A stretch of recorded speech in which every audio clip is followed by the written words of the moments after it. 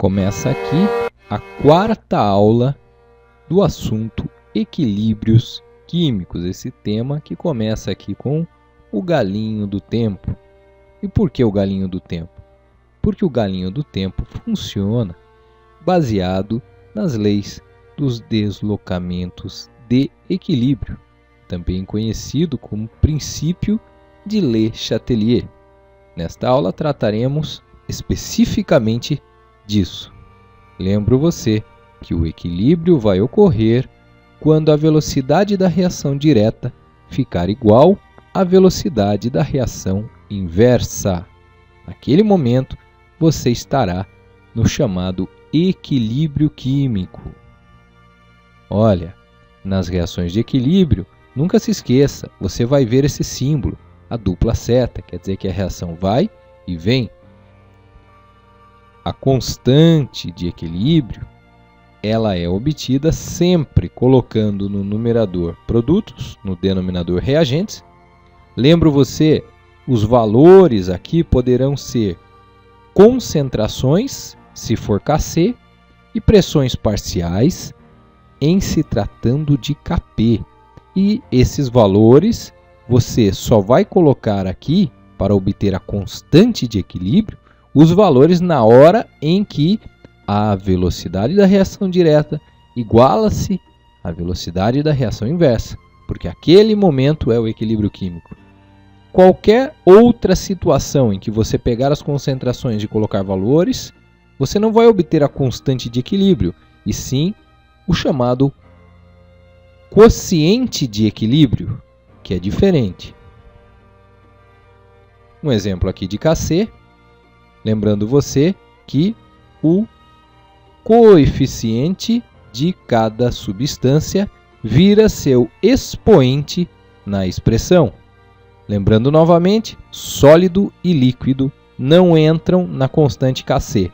Entram apenas aqueles caras que estão no estado gasoso ou dissolvidos em água, o que chamamos de situação aquosa. Então vamos lá, ao primeiro exercício que tem a ver com equilíbrio químico. E é o intuito desta aula.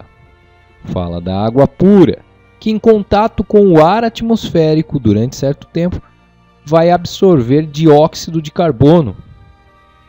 A dissolução do dióxido de carbono na água pode ser representada pelo equilíbrio que você vê na equação aqui.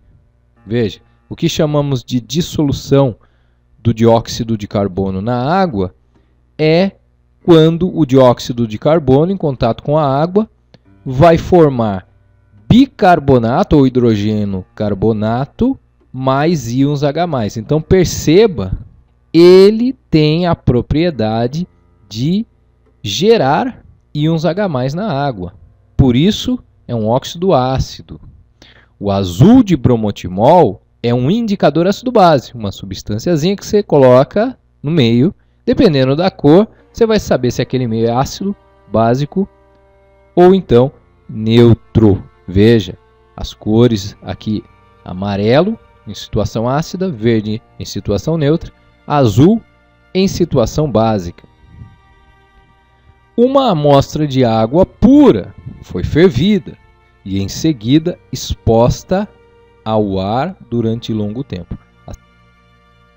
A água já absorveu CO2. Ela já está apresentando, portanto, bicarbonato e H+. Neste momento, a água está com uma situação ácida, né? Levemente ácida. Então, sua cor será amarela. Justifique sua resposta. Foi justificado aí na explicação. Esse segundo exercício caiu lá na Unicamp em 92, porém muito atual, mostra um equilíbrio químico muito conhecido, muito famoso, né? Que é quando você tem repolho roxo. Tá? Repolho roxo, se você fervê-lo na água, você vai conseguir extrair dele uma substância que ela apresenta o seguinte comportamento. Ela tem sua molécula quebrada em H+ e ânion.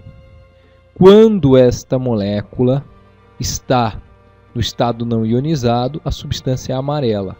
Mas a molécula, uma vez que ioniza, tá? Onde você vai ter então o ânion correspondente a esta molécula, oriundo dessa molécula, então ela vai apresentar a cor roxa.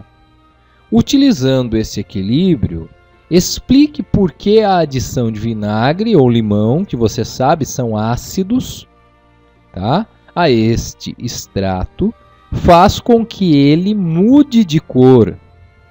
Gente, aqui está claro. Se o ácido não ionizado é amarelo e o ácido, uma vez ionizado, formando o H+ e ânion, vai deixar o ambiente roxo.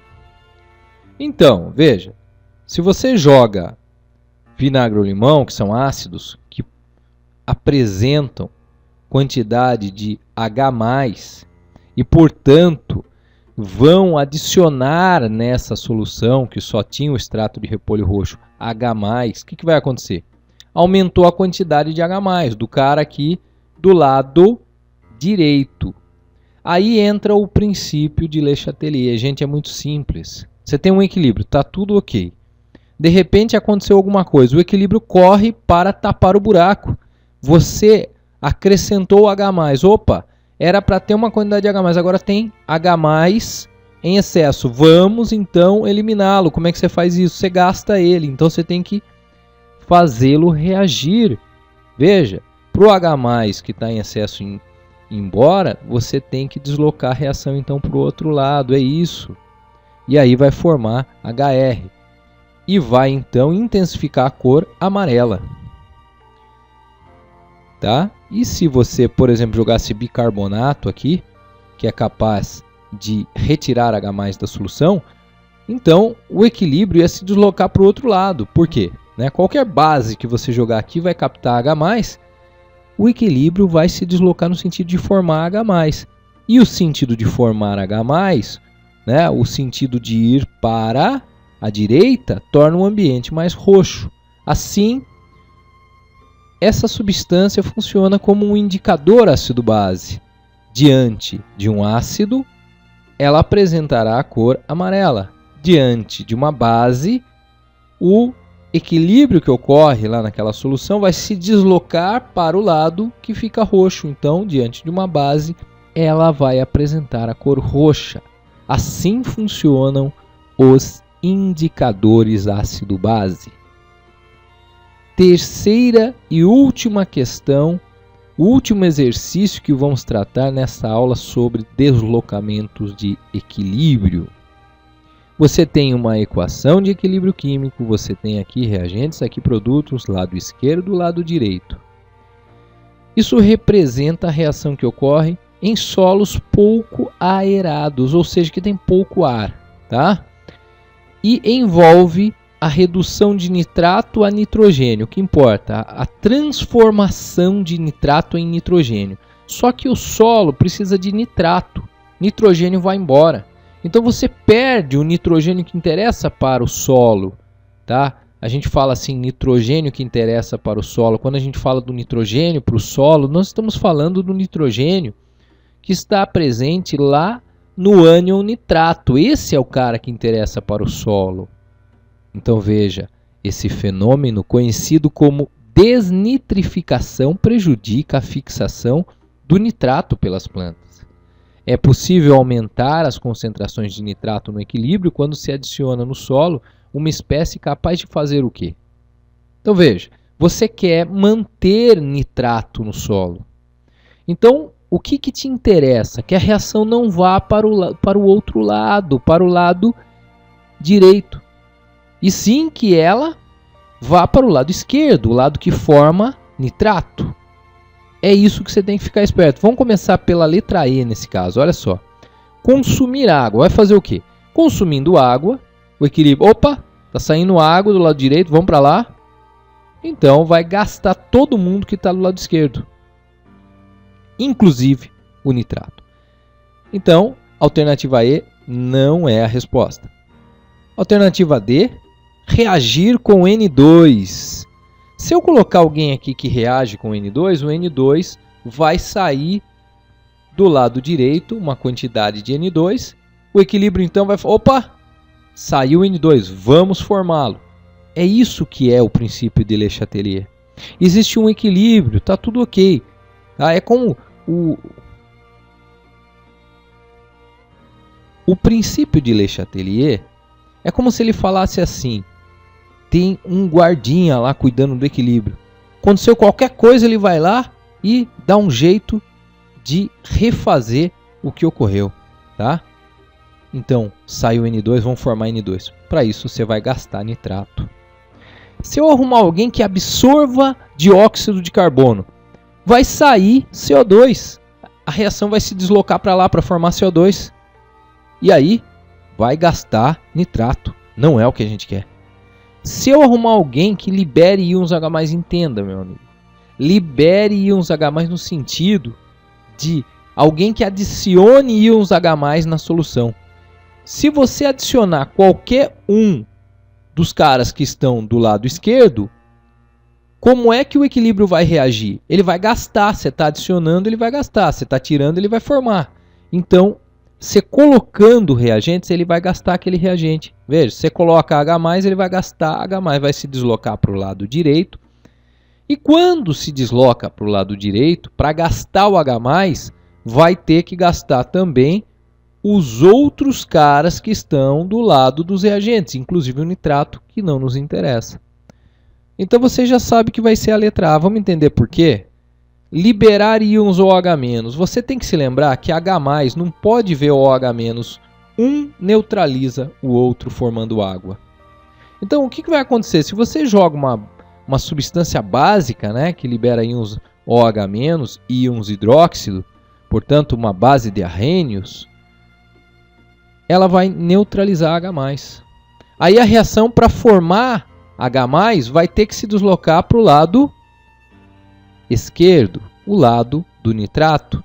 E formando H+, vai formar também os outros, inclusive o nitrato. Veja, isso nos interessa. Isso aumenta a quantidade de nitrato que fica no solo, porque nós não queremos que o nitrato vá embora. Nós não queremos que a reação se desloque no sentido de gastar nitrato, queremos o contrário.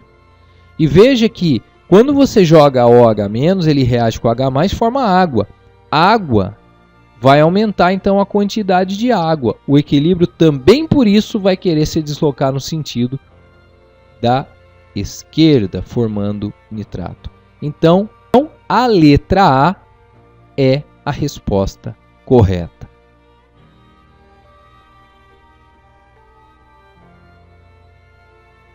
Indico para você 3 livros muito bons e livros realmente de gente que sabe o que está escrevendo. J.D. Lee. O J.D. Lee ele fala de química inorgânica. Peter Atkins, Princípios da Química, onde você vai encontrar muita coisa específica de equilíbrios químicos. E para ser ainda mais específico, Fundamentos de Físico-Química, onde você vai encontrar muita coisa ainda mais detalhada sobre o assunto.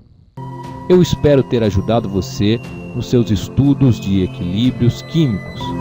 Um bom estudo para você!